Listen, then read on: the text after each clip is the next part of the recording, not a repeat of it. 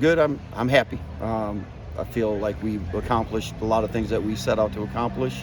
Number one, I thought we practiced hard and competed hard every day. So I mean that's kind of where it all starts, and feel really good about our guys that way. That we kind of brought it out there every day, and so that always gives you a chance. But otherwise, I think we're part of it is you're trying to get some of your guys that can play and have played, and you're trying to get them to the little higher level of learning and understanding and the small details of things and perfecting their craft. And then we had to find we got to find a lot of other guys that can they play, to what level can they play, to what level can they help us. So there's a little bit of each of that going in there, but I think we probably made strides in every area.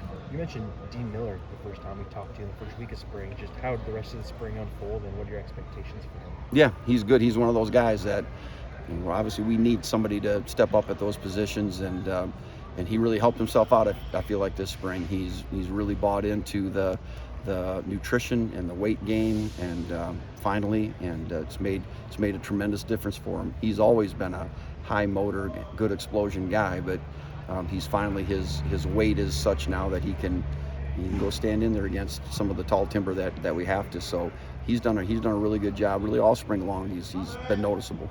That's been a familiar question. Who can step up as a pass rusher for you guys? Yeah. 2 years ago, you got the answer with Lonnie, and last year with Austin, I think Panagos said, "We're not worried about it. It's happened before." Is there a comfort there? Yeah, we are. We kind of feel like we're in that situation every year. Maybe everybody is. I don't know, but we have been, and I feel good about our guys, coaches up front, that they do a really good job of really developing players and developing those skills in players. And so if you've got guys with the raw tools, we'll develop them into something. And so Dean is one of those guys. Dak Brinkley, the freshman out here, he's got some real natural tools, and he just got to figure out what we're doing and fully and look out. So I feel confident we'll be able to piece together that position, defensive end, pass rushing position that we need. And so we've done it for the last 3 years. I feel confident we'll be able to get that done again. What have you seen in terms of development from the cornerbacks behind Kobe and Mello, especially with Coach McDonald now?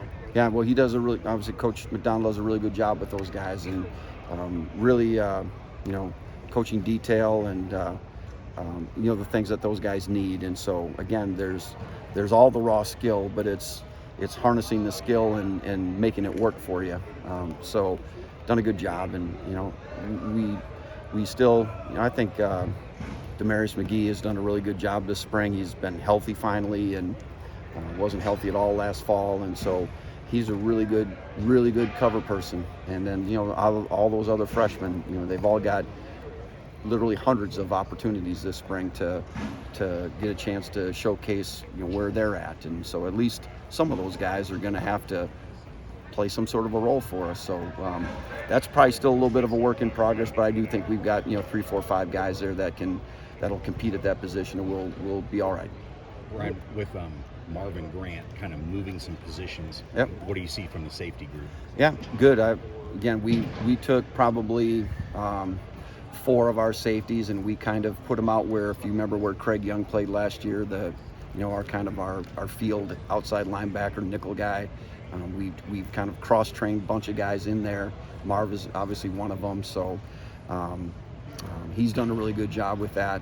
Again, he runs fast, he's long, he's physical, so there's things that are ideal that he can do out there. But then we've trained some others also, so we've got feel like we've got a lot more diversity and some moving pieces back there at the safety spot. And again, I feel like today we probably got about 5, 6 guys that I feel like could play and again could compete and help us win at this level. Is the ultimate goal to just have like 1 or 2 of those guys do that sort of thing, or are you going to say? Yeah, no, we'll kind of weed that out a little bit, and we already started to weed it out a little bit. Not just some guys are more adapt to it, and some guys are probably just better sticking to maybe just one thing instead of 2 or 3. So that'll weed itself out, because at the end of the day, the guys that are going to do it need to get the repetitions and practice. And if you spread it out too much, then nobody gets enough. So we'll narrow that down to probably 2, 3 guys. Any surprise leaders emerge on your side of the ball this spring? I think Cornell Wheeler's done a really good job, considering a guy that, he played quite a bit last year, but I don't know that he was our starter last year. I think he's really done a good job of stepping it up, and I feel like as coaches we've challenged him to do it a little bit, and he's really kind of coming into his own and doing a really nice job in that area. Really, so there's other guys by position, like O.J. Burrows is not he's not going to stand in front of our team and give the rah-rah. But within our position, within his position, he's done a really good job of trying to lead, right, and lead by example. But also, when you have guys as a respect by how you can play, what you say carries more weight. So he's been a little more vocal in that area and doing a really good job. And even there's some guys like Cole Petrus, he's been in our program since I've been here, and just really be intentional about trying to hold himself accountable and hold others accountable. So there's guys that really at every position kind of stepping up in that area. But defensively, I would still say probably Cornell Wheeler is probably if you had one guy, he's probably the guy. What have you seen from Javier Darren? What do you feel like he's bringing to the defensive tackles room? We were just talking to him over there after practice, and he can do some things from a kind of a quickness, agility perspective that maybe is different than any other guy that we play with in there. So some pass rush stuff, some movements, slants and movement stuff like that. He's really good at some of those things. So for him, again, he's had 15 practices. So a lot of those other guys have had 3 years, right? So so he's just trying to tell him hey man, just it'll come to you. We just gotta. Some things take a little bit of time, but he's definitely got some quickness and some athleticness to him that he'll be able to help us in some capacity for sure. Brian, today the transfer portal opens up officially today. I mean, you keeping your eye on that. You always look to see how you can. Yep. Yeah. Because we got to be honest also, and some guys are can play. Some guys you feel like are ready to play, and some guys you don't know about. So you've got to always be. You've always got to be. We've kind of got priority of positions and things. Okay, if we need somebody, this is probably the priority position, and this might be next. But what we don't want to do is just take guys, and